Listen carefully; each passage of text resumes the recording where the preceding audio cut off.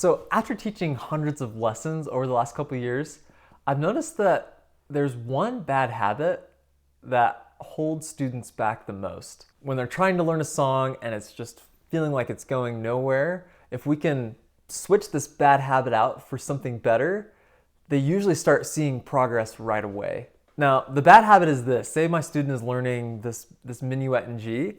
The biggest mistake that students do when they're first learning a piece is they do this. They start from the beginning and they just woo, woo, woo, they try and go all the way through the piece.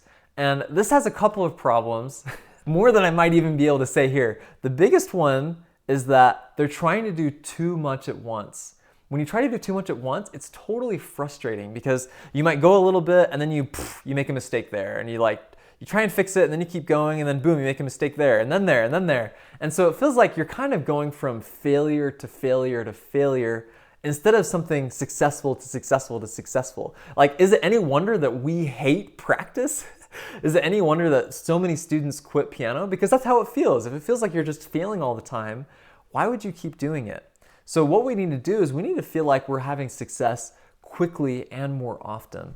The second problem that this creates is that students will often be really strong here at the beginning, but by the time they get to the end, it's super weak. Like, I feel like I've had so many lessons where students are like, okay, the first couple lines are pretty good, but then it starts to get a little bit shaky. Have you ever felt like that? It happens all the time. And this is the reason primarily is because when they practice, they start only from the beginning and then they go to the end. Now, there's a simple way to fix that. And it's so simple, it's almost dumb, but it's helped me so much to be a better practicer and to see more progress right away without having to really think too hard. And so the simplest solution to this problem is this.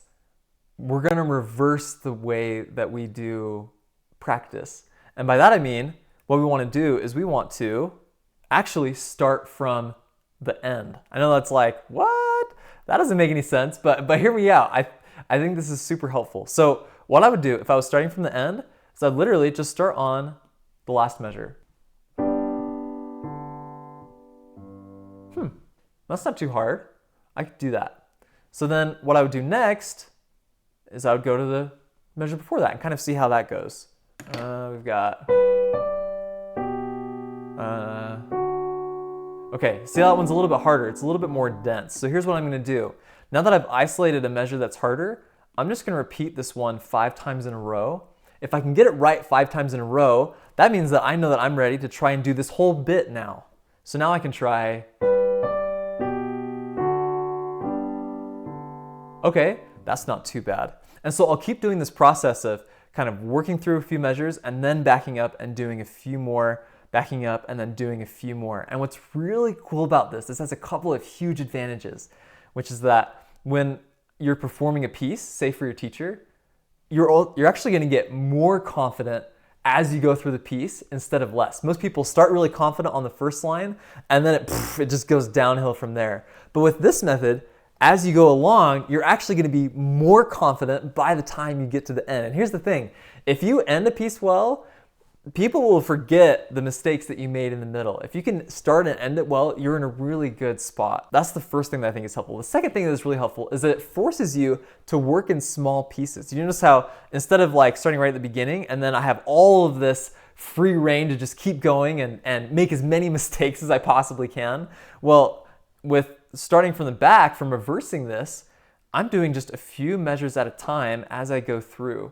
And that's going to force my focus to go to smaller pieces. And when I learn in smaller pieces, I feel like I understand it better and I feel like I make faster progress because I'm not trying to bite the whole dang elephant off at once. I'm doing just little bites at a time. I feel like in piano, we put too much pressure on ourselves because we feel like, oh, I feel like I should have learned this piece already. I feel like I should be able to play the whole thing already. But the thing is, life doesn't work that way. We don't, after a little bit of effort, immediately become perfect at whatever we're trying to do. It takes some practice, it takes some effort. But the thing is that it's way better to start seeing success and progress right away by focusing in small pieces than trying to simply skip all the hard work and be able to play the piece right away from the beginning.